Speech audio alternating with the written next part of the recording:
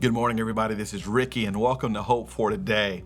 I want to drop a little encouragement for parents, for grandparents, for big brothers, big sisters, for mentors, for disciple makers. So essentially, I want to encourage all those whom God has charged to shepherd the heart of someone who is looking to you for leadership. So essentially, it's parents, but I want to extrapolate from that for wherever you may be in the discipleship journey. The psalm is Psalm 127, verses 3 and 4. It says, "Behold, children are a heritage from the Lord, the fruit of the womb a reward. Like arrows in the hand of a warrior are the children of one's youth." And there's a proverb somewhere that says, raise up a child in the way that they should go, and when they grow old, they will not depart from it. So the Bible's given us some beautiful pictures about what parenting looks like. Notice Psalm 127 seems to denote this understanding that children are to be raised with the prospect of being soldiers for Christ's kingdom. It's this idea that my job as a mama or a daddy or a grandpa or a grandma or a big brother or whatever the case may be, my job is to prepare this person for battle. My daddy used to always say it like this when we were boys. He would always look at us when he was being hard on us or challenging us. He would say, "I'm not raising boys, I'm raising men."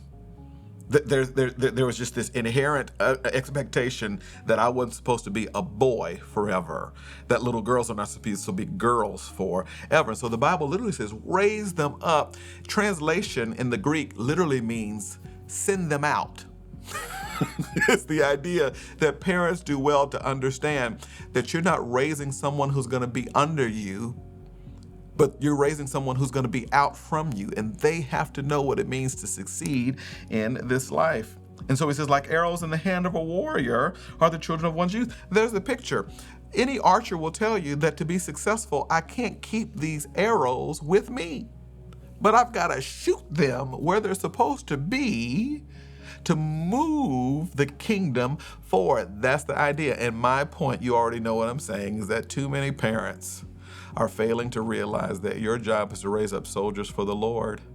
Too many parents are failing to realize as we suffer these sociological problems of extended adolescence and children not understanding what it looks like to navigate paths emotionally or financially. And we're seeing an entire generation that is completely dependent on mom and dad even after they are grown. It's because parents were raising boys and girls, not men and women.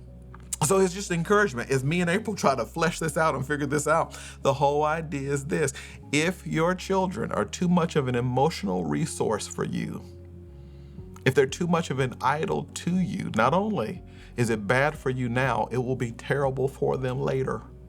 Raise them up.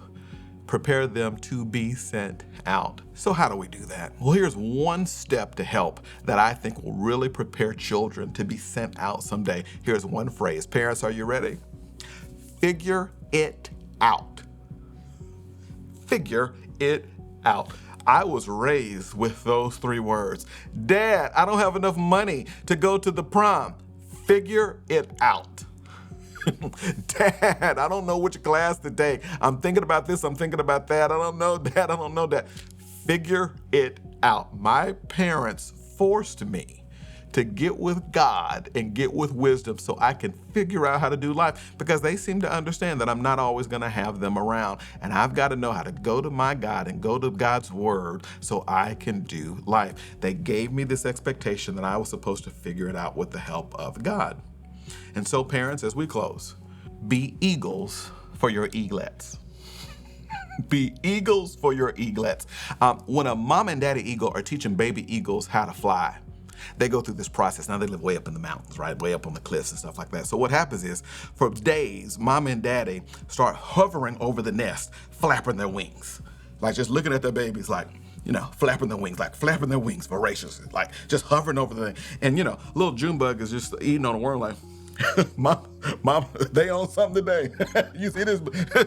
They're just crazy. So for days, they're hovering over the nest. And then after that, what they start doing is just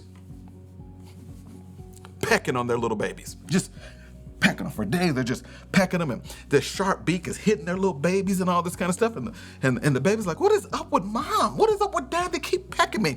And the whole idea is that they're trying to say, you can no longer be comfortable in this nest. After that, they fly. They pick them up in their beak, in their talons, and they fly them over the valley and drop them. And they drop them, and the whole time, the little baby eagles are falling to their deaths, and they're looking up at mom and dad and said, I can't believe you dropped me. And they're like, I'm gonna fall. I'm gonna die. My mama ain't coming to help me. I gotta figure this out. Then it hits them, wait a minute. Mom and dad were doing something all last week. They kept waving their wings. Oh my gosh, I'm waving my wings. And they learn how to fly. But it doesn't happen unless mom and dad are faithful to show them how that's done, to make them uncomfortable so that when the test comes, they'll know exactly what they need to do. Parents, grandparents, God help us all. That's hope for today, guys. I'll see you next time.